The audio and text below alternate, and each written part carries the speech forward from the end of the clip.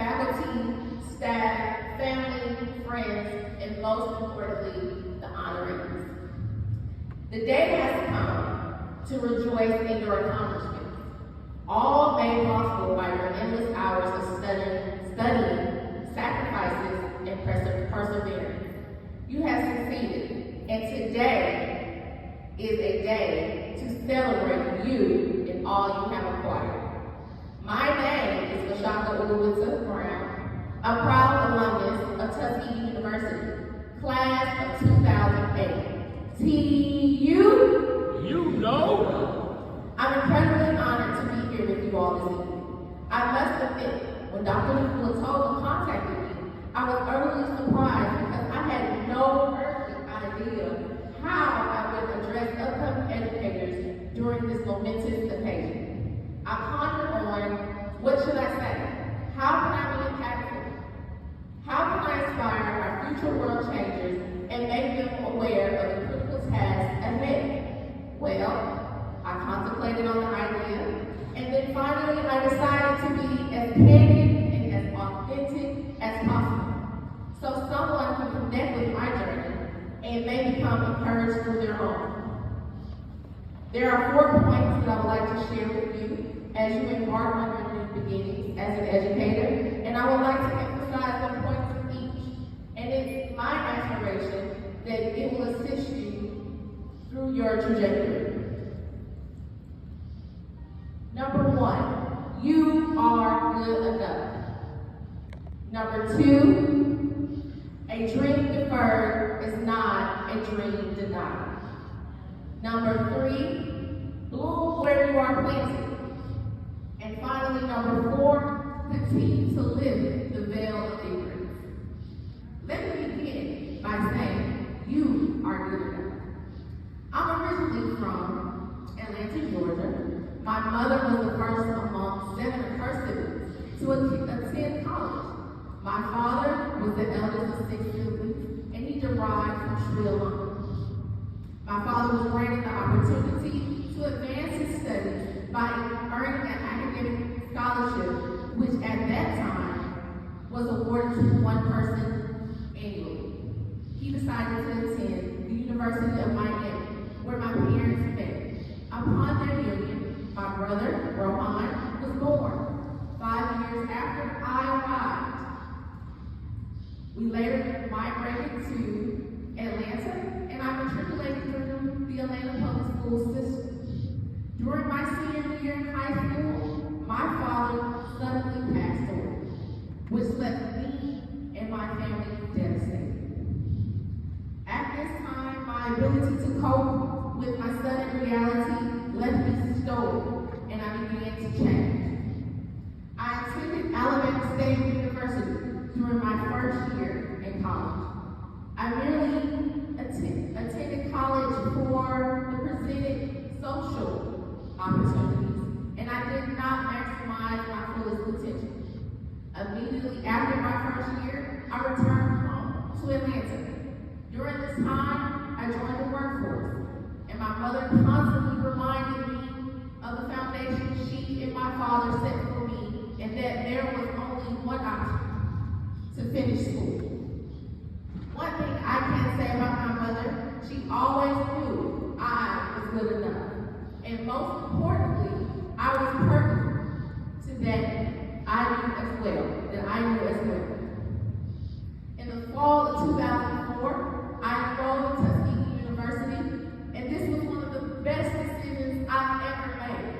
My fondest memories were attending class at John Andrews, studying for finals in the Ford Library, attending sporting events, fellowshipping at homecoming, walking down the aisle, participating in activities hosted on the yard, raid reviewing on the runway and through the path before dismissing for winter break, attending musical concerts on North Church Street, and completing my coursework and building rapport with faculty and staff.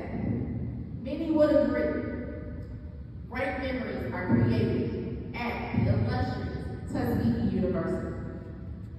One of the courses I was required to enroll in during orientation was During this time, I read Booker T. Washington's autobiography titled Up from Slavery, which provided a brief synopsis of his journey by highlighting Tuskegee University as his life's work. Booker T. Washington never fathomed the idea of him being born into slavery, free, and having the ability to work his way through college to have earned an opportunity of being appointed the founding father of a normal school that was primarily responsible for educating thousands of students who pursued careers in both educational and vocational fields. Moreover, he advanced science, liberal arts, and mathematics disciplines. His mother knew he was good enough. His eldest brother John and younger sister Amanda knew he was good enough. General Armstrong knew he was good enough to become the first principal of the Tuskegee Normal School. Still, most importantly, if no one else believed that he was good enough, Booker T. Washington knew he was good enough because he knew the vision manifested deep inside of him. Please know that you are a part of Booker T. Washington's lineage, and becoming a graduate of this great institution deems you good enough. Turn to the person next to you, look at them, and say, you are good enough. You are good enough. This leads me to my next point. Langston Hughes stated, a dream deferred is not a dream denied. During the spring of 2007, upon my discovery by my advisor, I was required to take an educational course that was only offered once a year. If I decided to stay in this program, this would extend my graduation date by a year or two. This news drastically derailed my plans.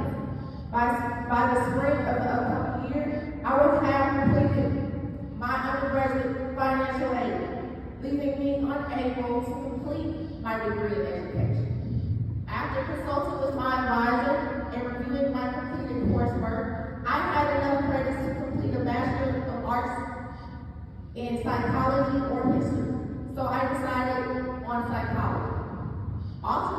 Alternating my educational plans was not an easy decision. However, my foundation, credited to my parents, and the lessons learned while at Tuskegee taught me to persevere through my challenges and not relish in my shortcomings. I've learned that past shortcomings will never define me. Our mistakes, failures, denials, deferments shape us to be who we are today. A dream deferred is not a dream denied. Shortly after graduating from Tuskegee, I attended graduate school and obtained a master's degree and multiple certifications from Auburn University, the University of Alabama, the University of West Alabama. A dream deferred is not a dream denied. Even though I did not receive a School of Education degree or education certification from Tuskegee University, I pressed forward. I earned a graduate degree, 3 additional certifications in the field of education. A dream deferred is not a dream denied. Even though I was never granted the opportunity to attend an induction ceremony from Tuskegee University School of Education, here I am, invited as the keynote speaker to share my journey with you and offer words of encouragement and advice as you begin yours. A dream deferred is not a dream denied. I'm here to share with you, if your goals are derailed or your trajectory pathway is altered, always remember, stay the course, because a dream deferred is not a dream denied. This leads me to my next point. Bloom where you are planted. I began my career as a special education aide. Then I became a special education teacher, which led me to become a district-wide business specialist. I now have transitioned to my current role as vice principal of George Washington Carver Elementary School, located right here in Macon County. Additionally, I'm a track and field coach at Booker T. Washington High School, which is also located in Macon County. Through the various roles I've been afforded, I've always kept one philosophy in mind: bloom where I'm planted. By ensuring I see each role better in a better position in which I found it. Now, this may consist of having a strong work ethic that may be required to have unpaid, early, or extended dedicated hours to the profession. As you are aware, an educator's job is multifaceted. You will serve multiple roles, such as a nurse, a counselor, a parent, a custodian, a CNP worker. And not only will you provide care to your students, you will also serve their families. An educator's job is rewarding. Booker T. Washington explained that teachers are more impactful than textbooks. The memories you will share with your students will be everlasting. Please make sure you bloom where you are planted. And lastly, directly outside in front of the chapel lies Booker T. Washington's monument, entitled Lifting the Veil of Ignorance, which is sculpted by Charles K. According to Tuskegee University's website, the monument depicts Booker T. Washington and a young male slave having the veil of ignorance lifted off him, while Washington stands above him, pointing to the progress of education and industry.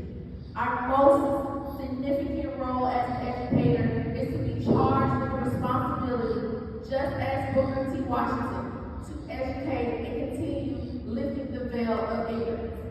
As educators, we have to lift the veil for our students on the importance of receiving an education. As educators, we have to lift the veil for our students on the importance of learning and training.